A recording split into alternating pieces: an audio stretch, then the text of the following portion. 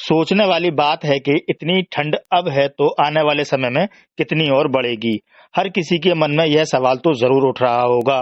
जी हाँ, अलीगढ़ मुस्लिम विश्वविद्यालय के भूगोल विभाग की वैज्ञानिक का कहना है कि इसी तरह आगे और ठंड परेशान कर सकती है, जिसका सीधा असर प्रशांत महासागर के ला नीना से है और इसकी वजह से रबी, खरीफ जैसी आदि फसलों पर भारी नुकसान होने की संभावना है।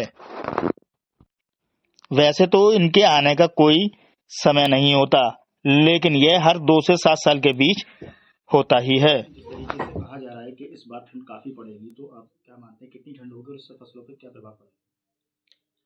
ठंड इस बार, जैसा कि इससे पहले भी मैंने कहा था जब आप लोगों ने बाइक लिया था, तो कि ठंड इस बार क्योंकि बारिश सारी डिले हुई है तो ठंड भी डिले होगी। उसी हिसाब से आप देखिए वेरियस सोर्सेज के अकॉर्डिंग ठंड भी डिले हुई है तो ये और जनवरी पूरी जाएगी और फरवरी भी कहा जा रहा है कि ठंड में ही जाएगा।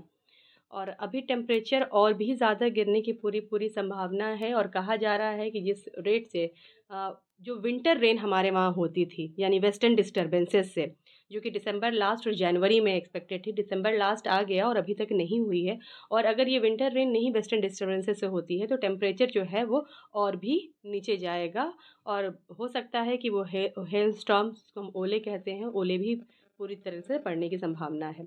जहाँ तक आपका फार्मिंग में सवाल है कि कितना असर पड़ेगा, तो ज़ाहिर सी बात है कि पूरा ओवरऑल शिफ्ट हुआ है, फार्मिंग सीजन्स का शिफ्ट हुआ है। हम क्लाइमेट चेंज को एक मेजर कॉज मानते हैं सारे शिफ्ट का। क्लाइमेट चेंज में मेजर कॉज हम कहते हैं ग्लोबल वार्मिंग हो रही है। ग्लोबल वार्मिंग का एक कंसेप्ट है कि टेम्परेचर इंक्रीज़ होना, जिसको हम क्लाइमेट चेंज कहते हैं। लेकिन क्लाइमेट चेंज इतना ही नहीं है, बल्कि इरेटिक वेदर कंडीशन भी आउटकम है क्लाइमेट चेंजेस के।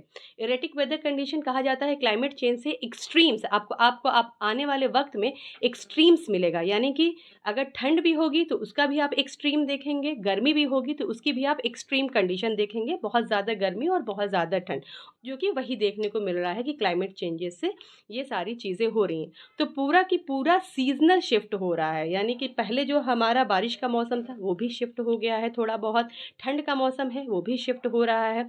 तो ज़ाहिर सी बात है जब सीज़नल शिफ्ट हुआ है तो उसका सबसे पहला असर जो होगा वो फार्मिंग पे होगा, है ना? क्योंकि हर एक का हमारे इंडिया में 3 फार्मिंग सीज़न है, रबी, खरीफ और ज़ैद, ठीक है? तो जब इसमें शिफ्ट हुआ है तो उनको टाइम से बारिश नहीं मिलेगी, उनको टाइम से हार्वेस्टिंग टाइम में उनको टेम्परेचर नहीं राइज़ होगा, इंक्रीज़ जिसको कहते हैं कि हार्वेस्टिंग टाइम पे टेम्परेचर बढ़ा होना चाहिए। लेकिन अगर ठंड एक्सटेंड हुई तो हार्वेस्टिंग टाइम में उनको टेम्परेचर इंक्रीज़ नहीं होगा तो वो फसलें जो होंगी वो पूरी तरह से ख़राब हो सकती हैं। और अगर मैं इसके आगे अगर आप पूछें कि क्या कर सकते हैं, तो मेजर ये है कि अब जितनी भी रिसर्चेज़ आ रही हैं उनको देखा जाए तो कहा जा रहा है कि हमारे सीज़नल शिफ्ट को देखते हुए फार्मर्स जो हैं वो भी अपने फार्मिंग सीज़न को उसी हिसाब से शिफ्ट करें।